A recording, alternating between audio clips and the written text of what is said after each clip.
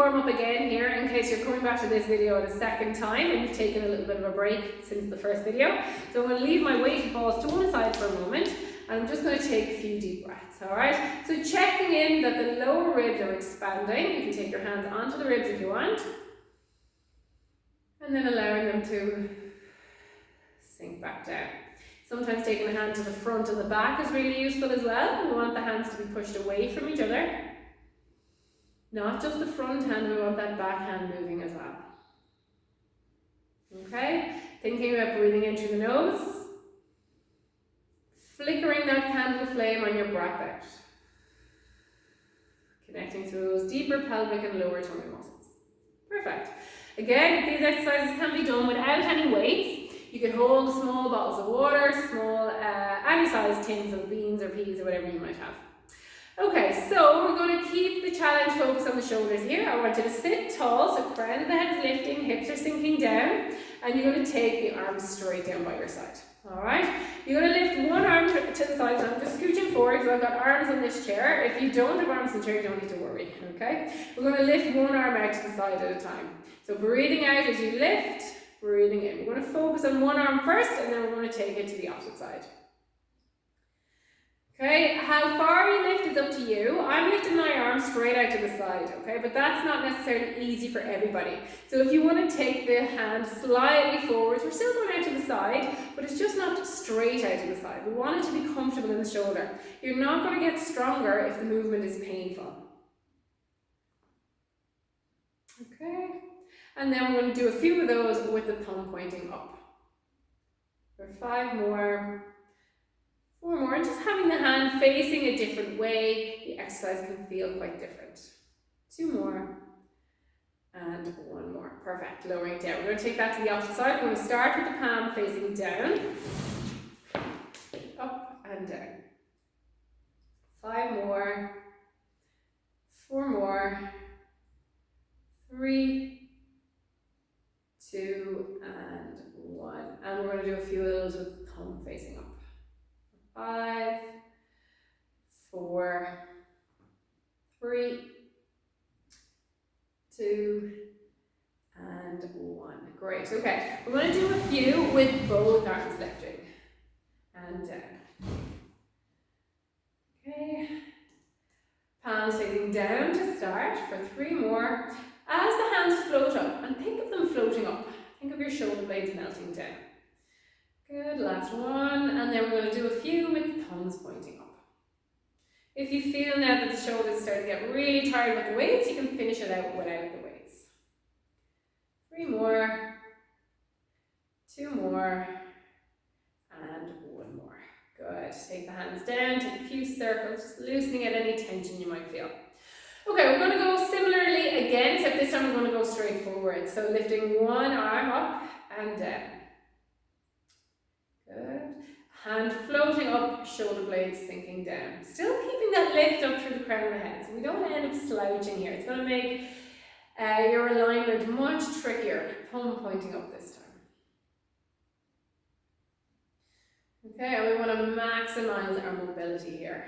3, 2, and 1. Opposite side. Palm down to start with. Lifting and lowering. 3 more, 2 more, and 1 more. Thumb facing up. 5 more, 4 more. I'm a terrible counter. I get really distracted trying to explain what we're looking to be feeling and I forget to count. Last one. Both together. Lifting and lowering.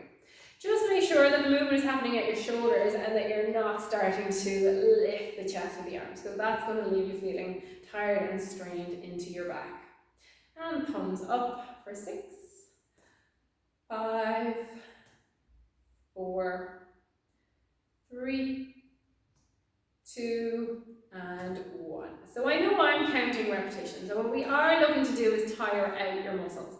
But if you feel that you're only able to do 2 or 3 repetitions, that's fine. It's plenty, it leaves plenty of room for improvement. So just every couple of days, add on another repetition, and slowly you'll start to be able to build it. And that's exactly what we're looking for, to build strength or to maintain strength in the shoulders. Okay, we're going to take some bicep curls. So you're going to take your arms slightly forwards. So elbows are slightly forwards of your ribs. Keeping sitting tall, you're going to bend the elbows and straighten them.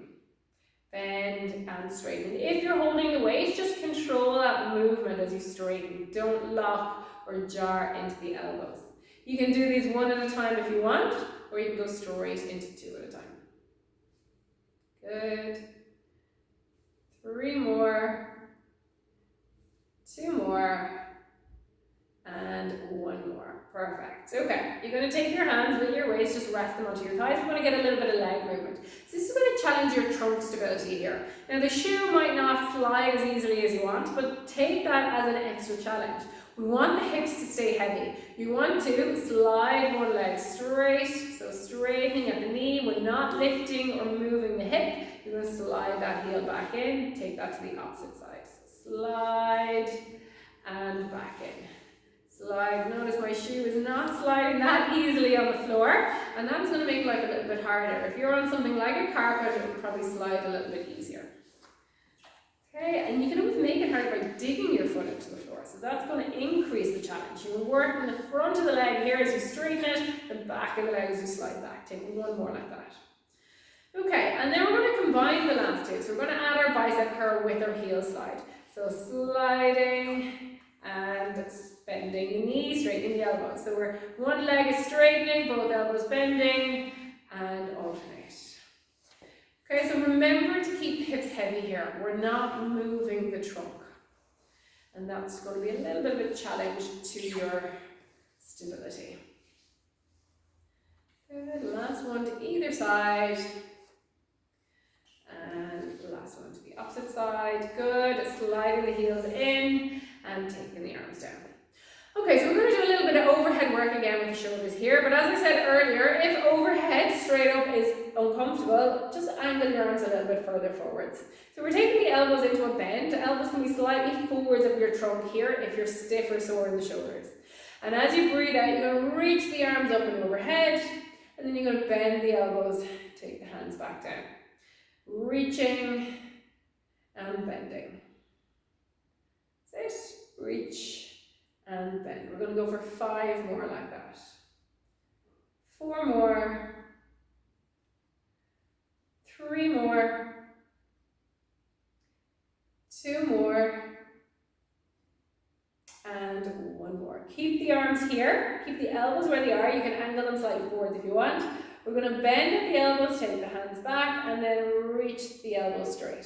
So working into the back of the arms here. So as you bend them, what I don't want is for the elbows to come down. It's not this, okay? You're just letting the hands go back and then lifting them back up. Okay, checking in that the ribs are not starting to lift up too much. For 3 more. 2 more. 1 more, reaching the arms up. Take the hands together, we want length.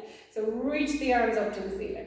Hips are nice and heavy, you're going to reach the arms over to one side, lengthen, keep heavy in the hip, and then lift back up. So you're breathing in as you go to one side, breathing out as you straighten back up. Breath in, reaching, and out.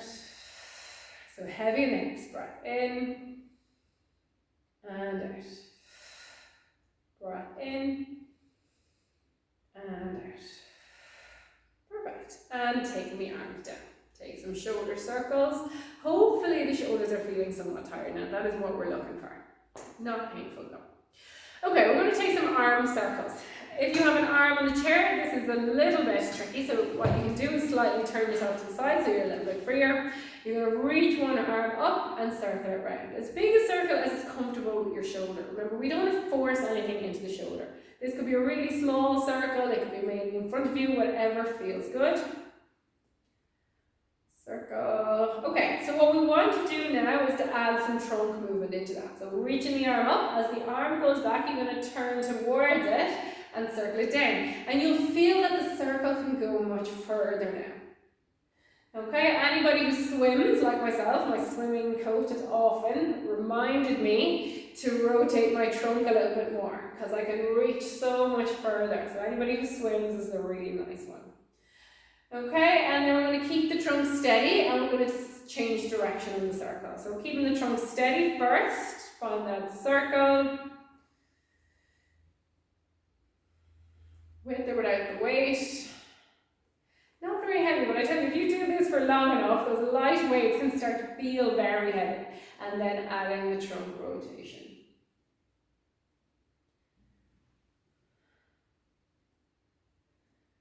Three more. Two more. And last one. Good. And rest that arm down.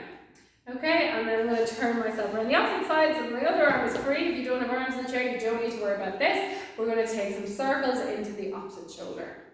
You can rotate the hand here a little bit, alright? So notice I'm kind of lifting up a little bit with my little finger, lowering down my palm up. And I suppose this is coming probably from my swimming. You know, if I was doing back roll, that's normally the kind of movement I'd be getting from the arm, but it just feels more comfortable for my shoulder. But you don't have to, you can keep your hand facing the same direction if that feels good. And then you can add your rotation, reaching, twisting the trunk and coming back down. So we're coming back to those trunk twists again. Alright, absolutely love any exercise that has a little bit of rotation in the trunk. Okay, last one. Perfect, and then we're going to change direction. Oh, sorry, we're keeping the trunk steady here. So keep the trunk facing in the one direction first as you circle the arm.